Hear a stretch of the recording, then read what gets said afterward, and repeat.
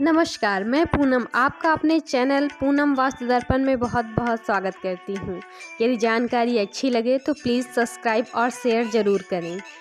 बात करते हैं तुलसी के महत्व के बारे में।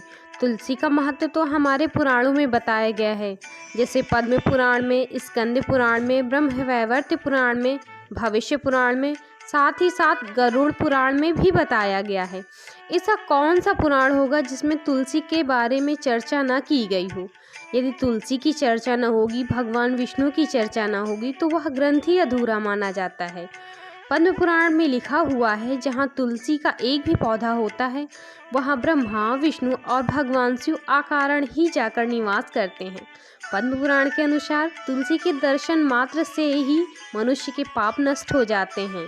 जगत के पालनहार श्री विष्णु, मर्यादा पुरुषोत्तम राम और श्री कृष्ण को तुलसी अति प्रिय है।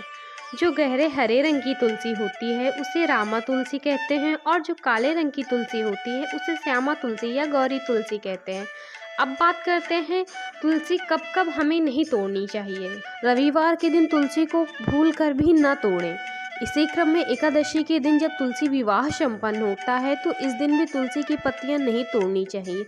यह दिन तुलसी जी का सबसे प्रिय दिन होता है। इसी के साथ साथ सूर्य ग्रहण में और चंद्र ग्रहण में या सूर्यास्त का समय हो, ऐसे समय में तुलसी को छूना या तोड़ना वर्जित माना गया है। यदि पत्तों का उपयोग ना हो तो तुलसी की पत्तियां नहीं तोड़नी चाहिए। तुलसी के पत्तों को बिना स्नान किए भी नहीं तोड़ना चाहिए। यदि आप तोड़ भी लिए हैं तो भगवान को भूल करके भी अर्पित ना करें, आप स्वयं सेवन कर लीजिए। तुलसी को अंधेरे में कभी नहीं तोड़ना चाहिए, इससे शरीर में दोष आता है, क्योंकि अंधेरे में इसकी विद्युत लहरें प्रखर हो जाती हैं। अब बात करते हैं तुलसी जी के सेवन के बारे में। तुलसी का सेवन करने के बाद दूध का सेवन कभी नहीं करना चाहिए, इससे चर्म रोग होने की संभावना बढ़ती है। और तुलसी का सेवन करने के बाद पान भी नहीं खाना चाहिए, क्योंकि ये दोनों चीज़ें गर्म होती हैं जो शरीर को हानि पहुंचाती हैं।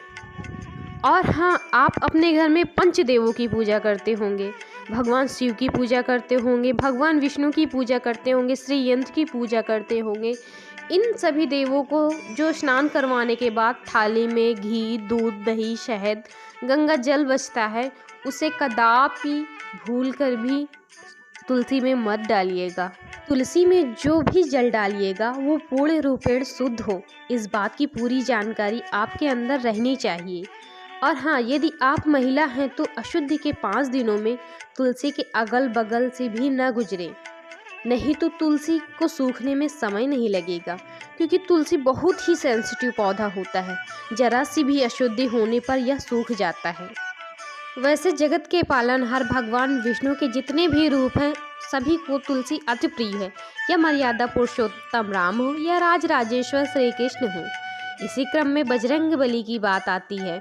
जब तक बजरंग बली के लड्डुओं में तुलसी का पत्ता न डाला जाए तब तक उनको कुछ मिलने वाला नहीं होता है। जब उनके लड्डुओं में तुलसी का एक भी पत्ता पड़ जाता है तो वो संकट मोचन बन जाते हैं और जातक की सारी मनोकामना पूरी कर देते हैं। इसी के साथ तुलसी की पत्तियां कभी भी भूल कर भी पैरों के नीचे नहीं पड़नी चाहिए। बात करते हैं तुलसी के पौधे को कहाँ स्थापित करना चाहिए, कहाँ पर लगाना चाहिए। तुलसी के पौधे को घर या गार्डन के अंदर ना लगाकर अपने घर के ब्रह्म स्थान यानी कि मध्य आंगन में लगाइएगा। अगर यहाँ नहीं लगाया जा सकता है, वैसे अब घरों में आंगन का प्रचलन खत्म हो रहा है। अगर आंगन बन भी रहे हैं तो एक किनारे हो चुका है। इस कंडीशन में तुलसी का पौधा कहाँ लगाया जाए? तो तुलसी के पौधे को आप अपने पूजा घर के स्थान के पास लगा सकते हैं। अगर वहाँ नहीं लगाया जा सकता है तो आप पूर्वोत्तर के कोने में, जिसे ईशान कोण या देवस्थान कहा जाता है, आप तुलसी का पौधा वहाँ लगा दीजिएगा। जय माता दी। यदि वीडियो पसंद आया हो तो प्लीज़ चैनल को लाइक, सब्सक्राइब और शेयर ज़रूर करें।